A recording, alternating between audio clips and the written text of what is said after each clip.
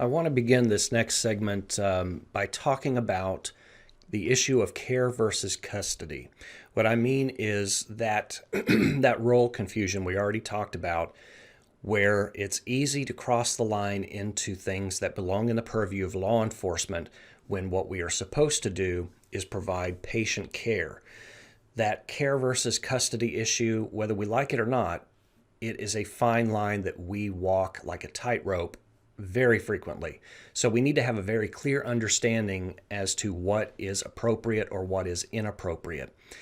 And there are a lot of laws that govern the use of physical and chemical restraint and involuntary transport.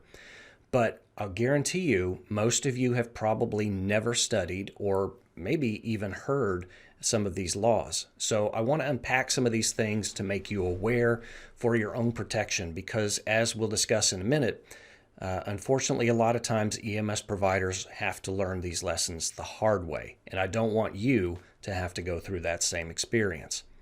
So to begin, we're going to talk about two lawsuits and compare and contrast them. In these cases, you've got one situation where an EMS provider is found grossly negligent after his restrained suicidal patient escapes from the ambulance and is struck by an oncoming vehicle. However, in New York, another state, a physician in an emergency department has an intoxicated patient who leaves the ER against medical advice and is struck by a car.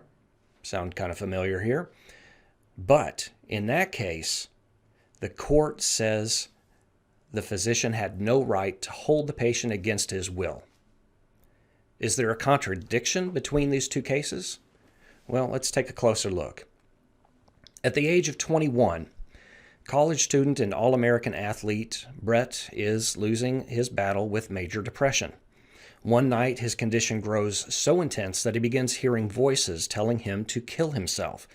He's taken to a nearby hospital, and the following morning, his nurse arranges to have him transferred to a psychiatric facility. Upon the arrival of EMS, the nurse explains that although Brett has been perfectly compliant and pleasant for their staff, the physician nevertheless considers him to be a flight risk. And so after introducing themselves to Brett, the EMTs load him into the ambulance, where the attendant anchors Brett's wrists to the stretcher using a pair of soft restraints. He then sits down on the bench seat beside Brett. The ambulance departs on what is thus far a very classic, uneventful example of an unremarkable, run-of-the-mill routine psych transfer, indistinguishable from thousands of others just exactly like it. We've all been on these calls dozens and dozens and dozens of times. But the ordinary and mundane was about to change, as if to prove Murphy's Law, that if something can go wrong, eventually it will. About 10 minutes into the trip, Brett asks the attendant sitting beside him, "Hey, would you mind to move to that chair behind me, because having you sit right beside me like that is making me really uncomfortable." So the EMT, not wanting to cause his patient any undue stress, says, "Oh, sure," and he gets up from the bench seat and moves to the captain's chair behind Brett. Well, a few minutes later, the EMT gets the shock of his life when he looks up and sees Brett standing up in the back of the ambulance, free from both of his wrist restraints. The attendant quickly grabs Brett and struggles to keep him inside of the moving ambulance. The driver hears the commotion, radios for help, and pulls the ambulance over to the shoulder of the road off of the highway. Brett escapes.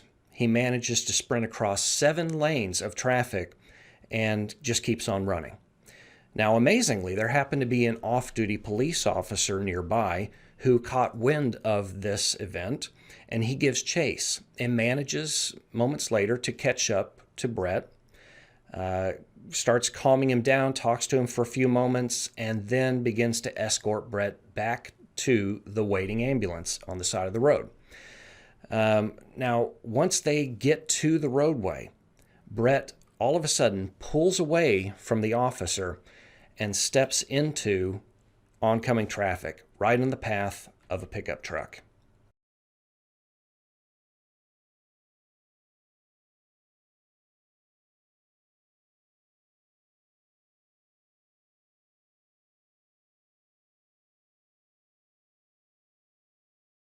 He dies on the scene. 18 months later, a jury awards Brett's family a $1 million judgment and finds the attending EMT grossly negligent. And just like that EMT's career was over. Now, I want you to think about this for a second. Have you ever transported a suicidal patient? Of course you have. Have you ever had to put someone in restraints for transport? Most of us have.